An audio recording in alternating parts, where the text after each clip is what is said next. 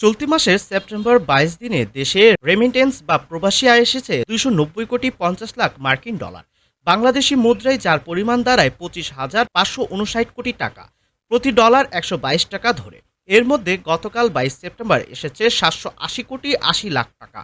মঙ্গলবার বাংলাদেশ ব্যাংকের মুখপাত্র আরিফ হোসেন খান এ তথ্য জানান। তিনি জানান, গত বছরের সেপ্টেম্বরের প্রথম ২২ দিনে ১৭৬,৯০,০০,০০০ মার্কিন ডলার রেমিটেন্স এসেছিল। সেই হিসাবে প্রবাসী আয় বেড়েছে ৩২,৬০,০০,০০০ মার্কিন ডলার বা ১৮.৪০%। চলতি বছরের ১ জুলাই থেকে ২২ সেপ্টেম্বর পর্যন্ত রেমিটেন্স এসেছে ৬৯৯,৫০,০০,০০০ ডলার, যা গত বছরের একই সময় এসেছিল ৫৯০,৬০,০০,০০০ ডলার। গত বছরের তুলনায় চলতি বছর প্রবাসী আয় বেড়েছে ১০৮,৯০,০০,০০০ ডলার।